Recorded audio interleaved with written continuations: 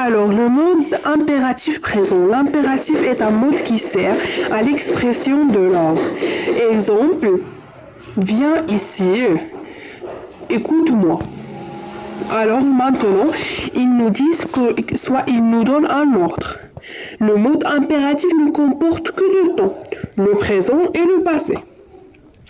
Règle générale de la formation de l'impératif présent, c'est les verbes à l'impératif ne se conjuguent qu'à 3 personnes.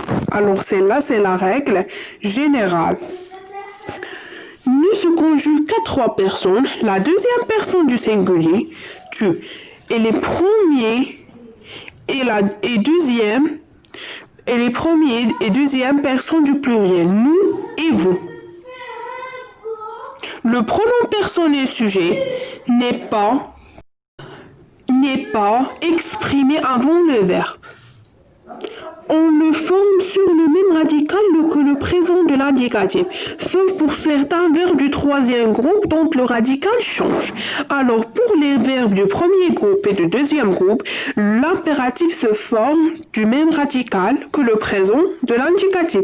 Mais pour certains verbes du troisième groupe, le radical peut changer, auquel on ajoute les terminaisons suivantes, E ou S. ONS et EZ.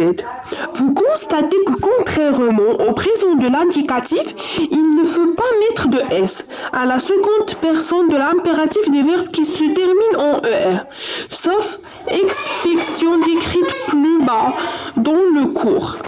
Par exemple, on a le verbe terminer, il se termine par ER, alors on peut dire termine, mais on ne va pas ajouter des.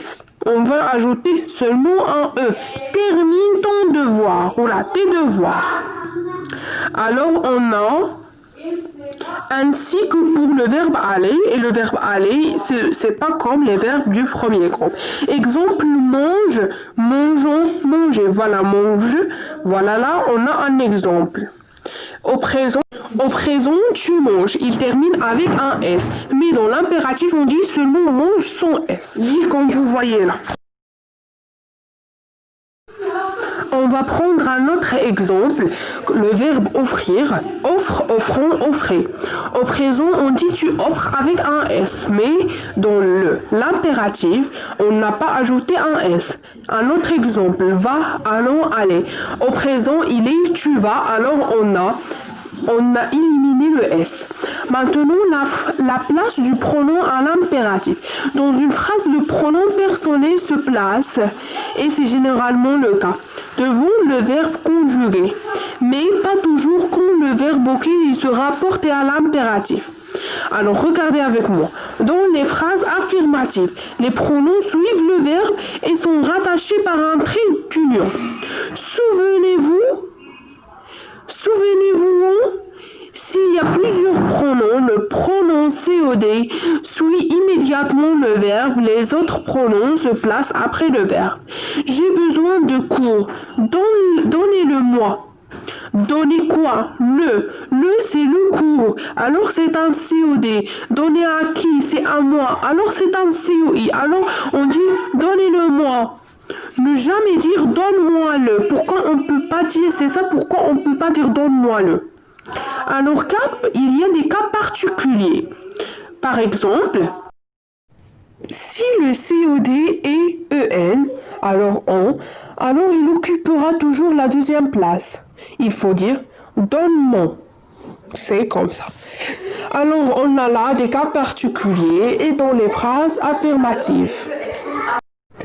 Dans les phrases négatives, si le verbe est à l'impératif négatif avec ne pas, les pronoms retrouvent leur place devant le verbe. Également vrai avec tous les verbes à la forme pronominale. Ne me le donne pas maintenant. Ne te lève pas tout de suite. Ne vous perdez pas en chemin. Alors, ne vient le premier et pas après le verbe. Alors, comme vous voyez, les pronoms retrouvent leur place devant le verbe. Également, vrai avec tous les verbes. Alors, regardez là, me et le, ce sont des pronoms. Ils sont devant le verbe et devant les pronoms se trouve le. Après le verbe se trouve pas. qu'ont à mettre un S à l'impératif singulier. Par exemple, à l'impératif singulier, les verbes du premier groupe, donc en ER, c'est ça les verbes du premier groupe, ont une terminaison en E. Donne-lui une chance.